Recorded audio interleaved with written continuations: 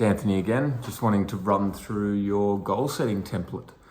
So hopefully you've got it printed out so that you can quite easily pencil in your goals and actually make changes throughout the month and throughout the whole process. So it's quite a fluid relationship with goal setting.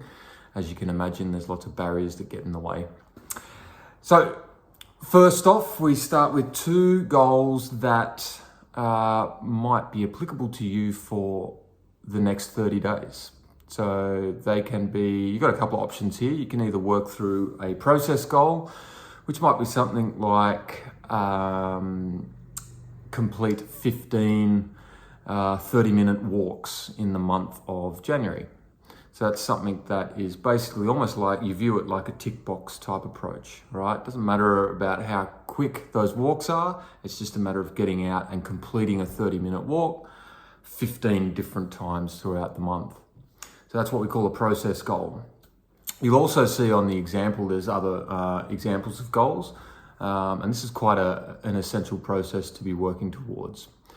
Another option is a performance-based goal. So this is something that maybe if you've got a background in exercise and maybe even a gym membership, there might be certain movements that you complete regularly that you'd be able to measure. So they could be a wall sit for as long as possible, how many chest to floor push-ups you can complete until you hit fatigue. So there's lots of different options. How long it takes you to complete a park run, for example.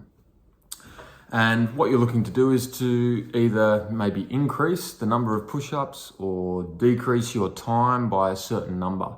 And it's important to be specific in your goal setting, all right? So a good example would be to take a minute off your total park run time across the month of January, or to increase your maximum number of push-ups from 12 to 20.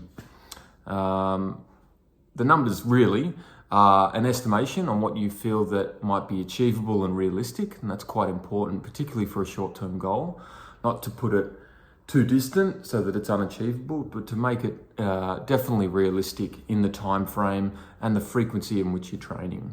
All right, so that's quite an important step. The next step is to identify some barriers, and these can be barriers that have prevented you from finding an exercise regime in the past that's been sustainable, or something that you could forecast throughout the month of January. We know it's a holiday month, or you might have treatment, but it's important to sort of forecast what are these potential, roadblocks that get in the way. And the next step, of course, is to develop strategies around these. All right, so these could be things like if you've got restricted time or restricted work structure, finding a strategy that could get you around that. Maybe you have to exercise within your work lunch hour, or maybe you have to shift your day. So that's quite one that I use often with my clients. Rather than staying up until 10:30, 11 o'clock, try to shift your day by half an hour to give you opportunity to exercise first thing in the morning when your motivation is high, rather than at the end of the work day where all the other life pressures get into way.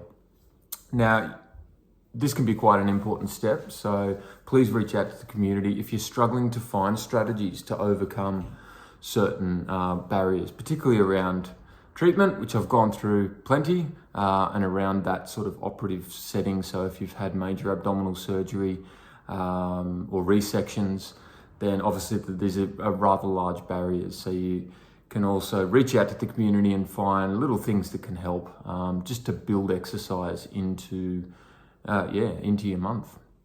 And then lastly, again, another important step is to identify people that can help keep you accountable.